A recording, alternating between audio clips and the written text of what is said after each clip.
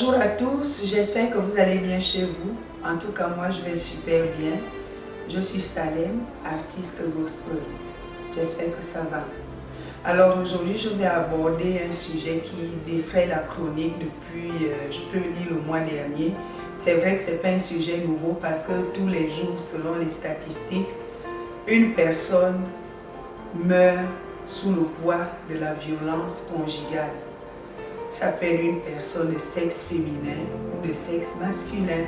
Mais aujourd'hui, on va parler des femmes parce qu'on vient en peine de célébrer la journée nationale de la femme gabonaise. Alors, c'est pour dire à quelqu'un, mon frère, ma soeur, nous sommes au 21e siècle, le siècle de l'excellence. Et lorsqu'on parle de l'excellence, la violence ne fait pas partie de l'excellence. La violence, c'est dans la préhistoire, au temps de nos arrière-ancêtres. Encore que même eux, si on fouille, il n'y avait pas en eux les types de violence qu'on retrouve aujourd'hui. Il y a de cela quelques jours, le phénomène qui m'amène à aborder ce sujet. Au Gabon, on a vu une jeune dame qui a été poignardée par son compagnon, simplement parce qu'elle ne voulait plus de la relation, bien qu'ils avaient des enfants. Et quelques temps après, parce que décidément, comme le disait quelqu'un, ma soeur le dit souvent, au Gabon ça devient, tu dors, tu te réveilles, un nouveau dossier. Quelques temps après, je regarde sur les réseaux sociaux, j'apprends la mort de la chantre, d'une des chantres que j'aimais bien, particulièrement, elle est d'origine nigériane, la sœur Osinachi. Elle est morte, dit-on, sous les coups de la violence de son époux. Alors, pour quelqu'un qui vit cette situation, déjà le fait d'être dans ce siècle, d'accepter ce genre de situation, là où on a tous les moyens, le divorce est là, même en Christ. Lorsqu'on est dans un foyer où on sent que sa vie est en danger, je ne pense pas que Dieu va te dire non, continue, continue, continue. Non, non, non. Il y a quand même des choses, il faut réagir. Parce que se taire, décider de ne pas parler de ces problèmes de couple, c'est une chose, mais rester sans rien faire, c'est une autre chose.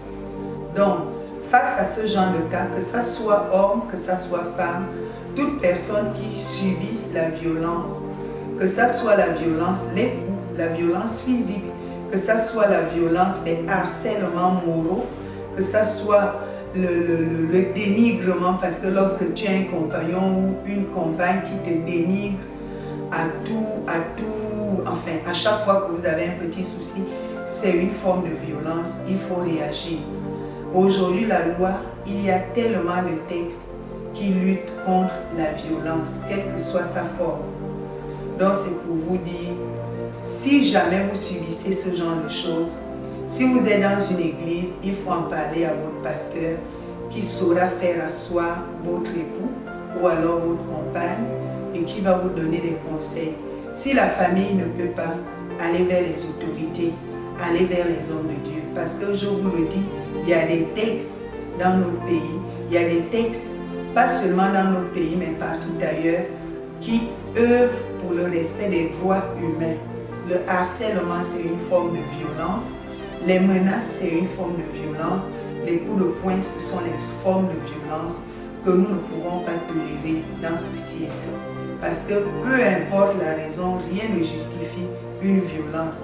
Il est encore mieux de se séparer que de continuer dans une relation qui devient très très très toxique. Parce que lorsque vous êtes dans une forme de relation toxique, tout ce que vous allez faire, ça va causer encore et encore plus de violence. Et comme me le disait mon père, j'écoutais lorsqu'il conseillait mes grandes sœurs, il disait si pendant que vous êtes à l'étape de fiançailles ou à l'étape de copain ou de concubinage, votre compagnon ou bien votre compagne vous violente déjà, ce n'est pas dans le mariage que la personne va décider de changer. Parce que le mariage, le plus souvent, amplifie ce que nous sommes au début.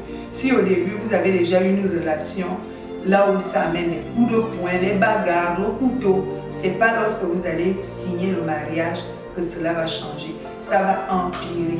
Donc, il vaut mieux asseoir ses bases dès le début de votre relation.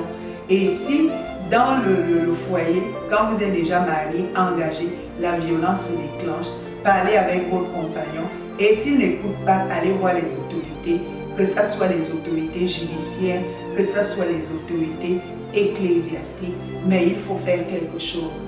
Parce que comme je le disais, ne pas en parler à sa sœur, comme le cas de la sœur Chante qui avait une sœur jumelle, même sa sœur jumelle ne savait pas exactement ce que cette sœur vivait dans le foyer. Ne pas en parler, c'est une chose, mais ne rien faire, ça devient un crime.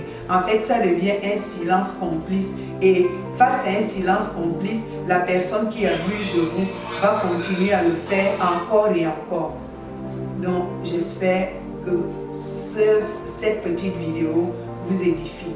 Partagez-la, abonnez-vous nombreux et restons bénis, restons connectés à la grâce de notre Seigneur, l'auteur de l'institution qu'on appelle le mariage. Shalom, je vous aime. C'est Salem, artiste gospel.